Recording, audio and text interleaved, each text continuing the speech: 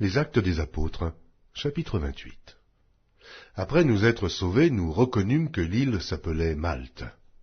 Les barbares nous témoignèrent une bienveillance peu commune. Ils nous recueillirent tous auprès d'un grand feu qu'ils avaient allumé parce que la pluie tombait et qu'il faisait grand froid. Paul, ayant ramassé un tas de broussailles et l'ayant mis au feu, une vipère en sortit par l'effet de la chaleur et s'attacha à sa main. Quand les barbares virent l'animal suspendu à sa main, ils se dirent les uns aux autres, « Assurément, cet homme est un meurtrier, puisque la justice n'a pas voulu le laisser vivre après qu'il a été sauvé de la mer. » Paul secoua l'animal dans le feu et ne ressentit aucun mal. Ces gens s'attendaient à le voir enfler ou tomber mort subitement, mais après avoir longtemps attendu, voyant qu'il ne lui arrivait aucun mal, ils changèrent d'avis et dirent que c'était un dieu. Il y avait dans les environs des terres appartenant au principal personnage de l'île, nommé Publius, qui nous reçut et nous logea pendant 3 jours de la manière la plus amicale. Le père de Publius était alors au lit, malade de la fièvre et de la dysenterie. Paul, s'étant rendu vers lui, pria, lui imposa les mains et le guérit. Là-dessus vinrent les autres malades de l'île, et ils furent guéris. On nous rendit de grands honneurs, et, à notre départ, on nous fournit les choses dont nous avions besoin.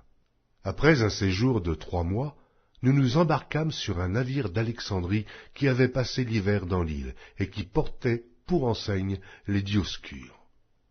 Ayant abordé à Syracuse, nous y restâmes 3 jours. De là, en suivant la côte, nous atteignîmes Reggio, et, le vent du midi s'étant levé le lendemain, nous fîmes en 2 jours le trajet jusqu'à Pouzole, où nous trouvâmes des frères qui nous prièrent de passer 7 jours avec eux, et c'est ainsi que nous allâmes à Rome. De Rome vinrent à notre rencontre, jusqu'au forum d'Appius et aux 3 tavernes, les frères qui avaient entendu parler de nous. Paul, en les voyant, rendit grâce à Dieu et prit courage. Lorsque nous fûmes arrivés à Rome, on permit à Paul de demeurer en son particulier avec un soldat qui le gardait. Au bout de 3 jours, Paul convoqua les principaux des Juifs et, quand ils furent réunis, il leur adressa ces paroles. « Hommes frères, sans avoir rien fait contre le peuple, ni contre les coutumes de nos pères, j'ai été mis en prison à Jérusalem et livré de là entre les mains des Romains. Après m'avoir interrogé, ils voulaient me relâcher, parce qu'il n'y avait en moi rien qui méritât la mort. Mais les Juifs s'y opposèrent, et j'ai été forcé d'en appeler à César, n'ayant du reste aucun dessein d'accuser ma nation. Voilà pourquoi j'ai demandé à vous voir et à vous parler, car c'est à cause de l'espérance d'Israël que je porte cette chaîne. » Ils lui répondirent, « Nous n'avons reçu de Judée aucune lettre à ton sujet, et il n'est venu aucun frère qui ait rapporté ou dit du mal de toi. Mais nous voudrions apprendre de toi ce que tu penses, car nous savons que cette secte rencontre partout de l'opposition. » Ils lui fixèrent un jour, et plusieurs vinrent le trouver dans son logis.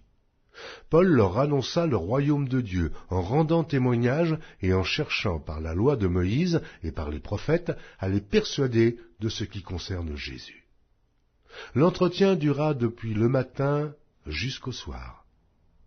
Les uns furent persuadés par ce qu'ils disaient, et les autres ne crurent point. Comme ils se retiraient en désaccord, Paul n'ajouta que ces mots. « C'est avec raison que le Saint-Esprit, parlant à vos pères par le prophète Ésaïe, a dit, « Va vers ce peuple et dis, vous entendrez de vos oreilles et vous ne comprendrez point. Vous regarderez de vos yeux et vous ne verrez point, car le cœur de ce peuple est devenu insensible. Ils ont endurci leurs oreilles, et ils ont fermé leurs yeux, de peur qu'ils ne voient de leurs yeux, qu'ils n'entendent de leurs oreilles, qu'ils ne comprennent de leur cœur, qu'ils ne se convertissent, et que je ne les guérisse. Sachez donc que ce salut de Dieu a été envoyé aux païens, et qu'ils l'écouteront. » Lorsqu'il eut dit cela, les Juifs s'en allèrent, discutant vivement entre eux. Paul demeura 2 ans entiers dans une maison qu'il avait louée. Il recevait tous ceux qui venaient le voir. prêchant le royaume de Dieu et enseignant ce qui concerne le Seigneur Jésus-Christ, en toute liberté et sans obstacle.